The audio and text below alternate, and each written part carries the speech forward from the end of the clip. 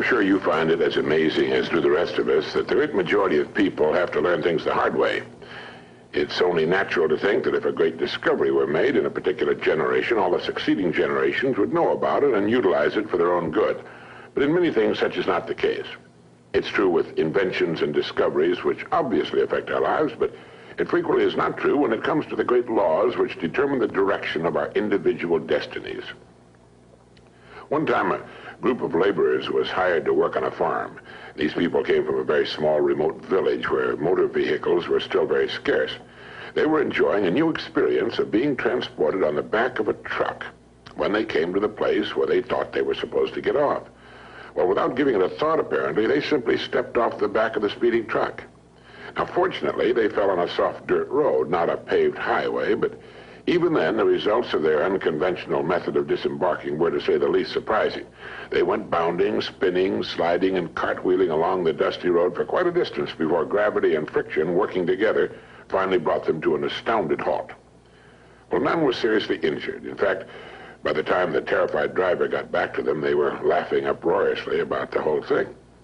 The truck driver, in explaining the incident later, put the blame on their never having ridden in trucks before. Well, that's the obvious answer, but not the right one.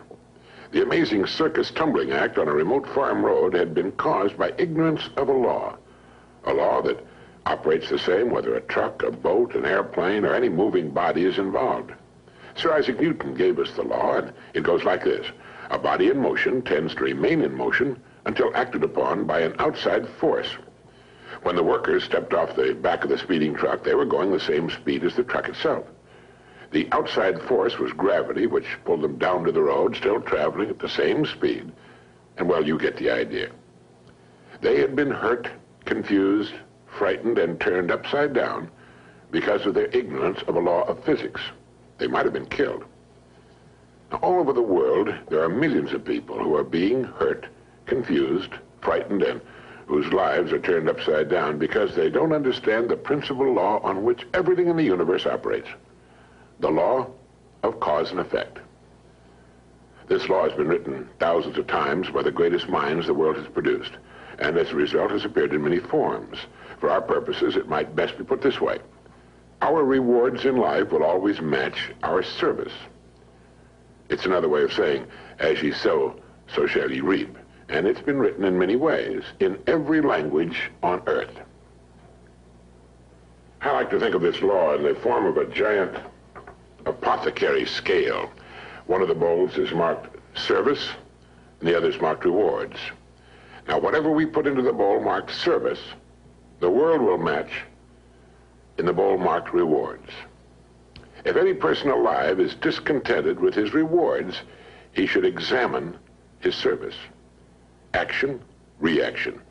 As ye sow, so shall ye reap. What you put in will determine what you must get back in return. So simple, so basic, so true, and yet so misunderstood. If a business is not expanding to the quick and exciting tempo of the times, it must examine its contribution, its service. If a person is unhappy with his income, he must examine and reevaluate his service. Never before in the history of the world have human beings been so interdependent. It's as impossible to live without serving others as it would be to live if others were not constantly serving us. And this is good.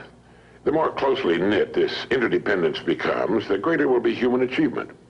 We all seek rewards, and we should understand that rewards come in two forms, tangible and intangible.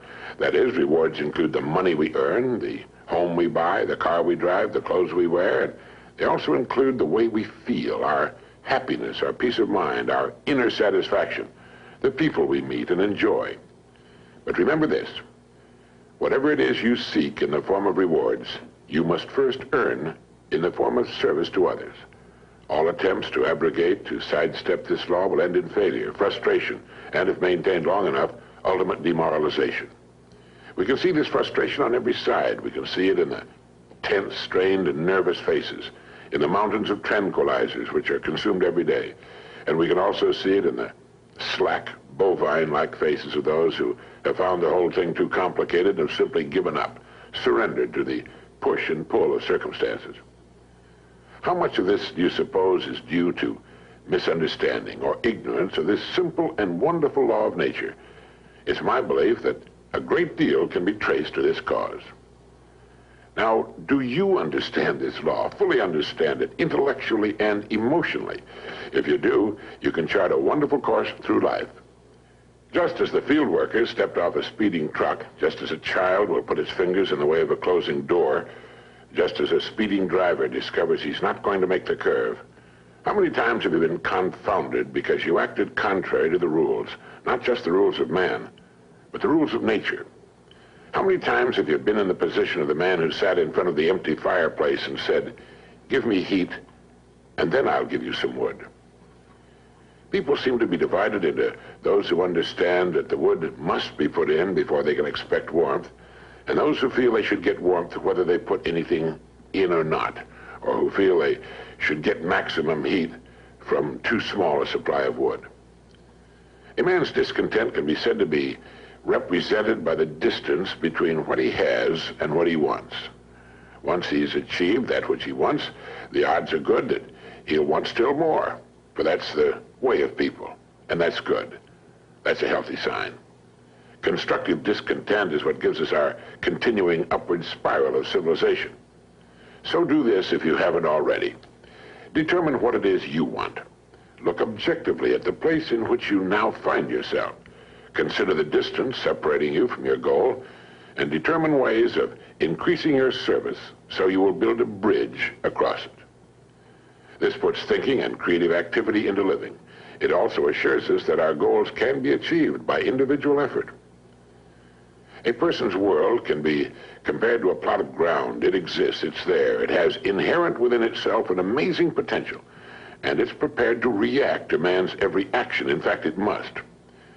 Now, whatever your job happens to be, think of it for a moment as this plot of ground. Planting the plot is only the first step. We are given the plot, and that's all we should be given. It's what we do with it that will determine its degree of greatness and success. It's like the story of the preacher who was driving by a beautiful farm. The fields were cultivated and abundant, with well cared for crops. The fences, house, and barns were clean, neat, and freshly painted. A row of fine trees led from the road to the house, where there were shaded lawns and flower beds. It was a beautiful sight to behold. So when the farmer working in the field got to the end of a row near the road, the preacher hailed him and said, "God has blessed you with a beautiful farm." The farmer stopped and thought a moment and replied, "Yes, he has, and I'm grateful. But you should have seen this place when he had it all to himself." You see, the farmer understood that he had been blessed with a fine farm, but he was also aware that it was his own love and labor which had brought it to its present state.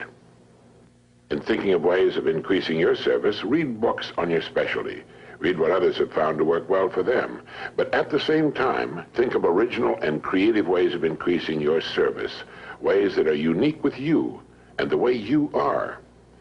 Each morning and during the day, ask yourself this question: how can I increase my service today? Knowing that my rewards in life must be in exact proportion to my service. Now do this every day, and you will have started to form one of life's most valuable habits.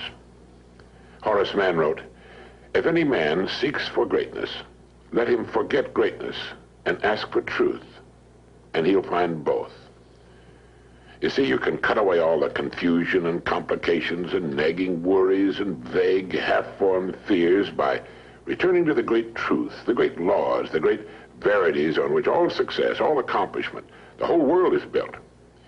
If you're worried about your income or your future, you're concentrating on the wrong end of the scale. Look at the other end. Concern yourself only with increasing your service, with becoming great where you are, and your income and your future will take care of themselves. In William James' essay on vital reserves, he wrote, "Compared with what we ought to be, we're only half awake. Our fires are damped, our drafts are checked. We're making use of only a small part of our possible mental and physical resources."